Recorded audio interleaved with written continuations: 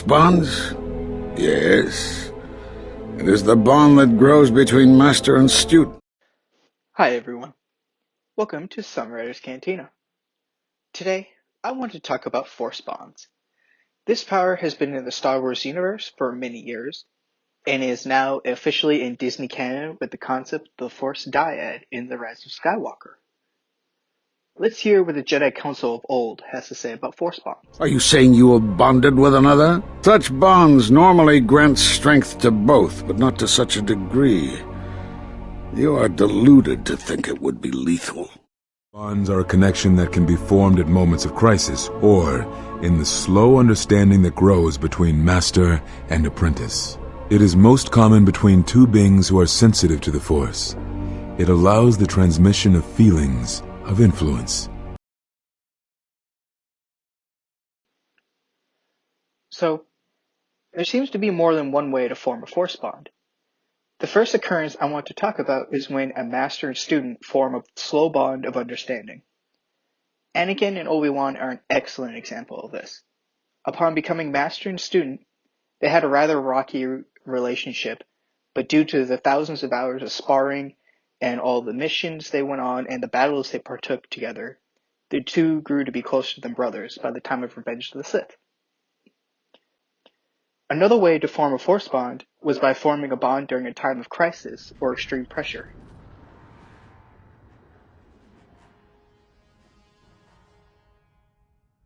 During the events of the Knights of the Old Republic, when Darth Revan is attacked by his apprentice Malak, Bastila Shan makes the choice to spare Revan's life and drag his comatose body away, doing her best to keep him alive, and in doing so she formed their Force bond.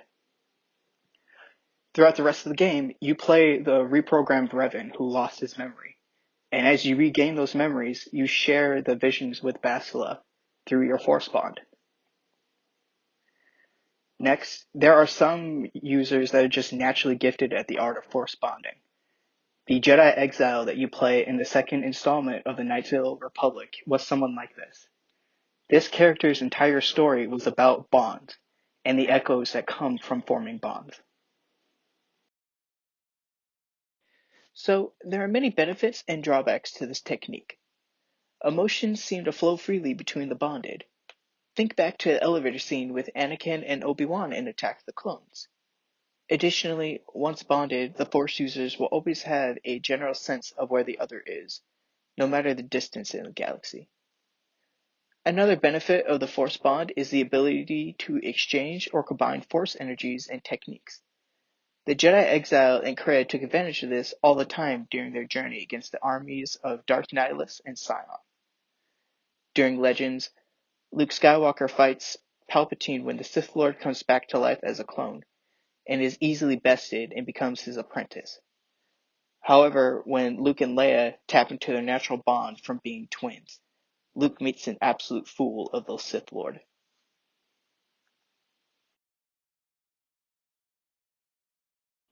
Unfortunately, there can be drawbacks to this powerful technique. When Kreia loses her hand, the Jedi Exile was on the far side of the Republic cruiser that they were both on, but it feels as if it was hers instead. The pain, however, was unexpected. If I could, I would have shielded you from it. Kreia lies and manipulates the Exile into keeping her close, and assassins with the proper knowledge can take advantage of this. Maybe you'll believe this, that when fighting a Jedi, you wound the Padawan first, then let the rest take care of itself. Not only will the Master move to protect the student, but the Force bond between the two will mess up the Master's head better than any stab wound. There. Do you feel that, Exile?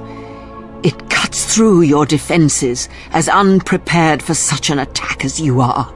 Let that pain be a lesson and a reminder. However, I will add though, if your will is strong enough, it is possible to survive the initial shock. A bond between two living beings is not something easily broken. It is not a choice. It is like breaking a feeling, like turning away from the Force. To break a bond, your feelings would have to change. or one of you would have to die. But even then, the bond wouldn't go away. It would simply be empty, a wound. There seems to be no way to actually sever a bond. Not even death removes the bond, as we heard, it just turns it into a wound.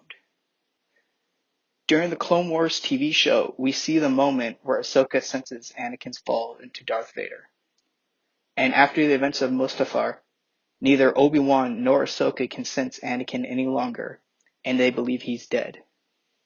So it seems that falling to the dark side only dampens the bond, but does not completely sever it.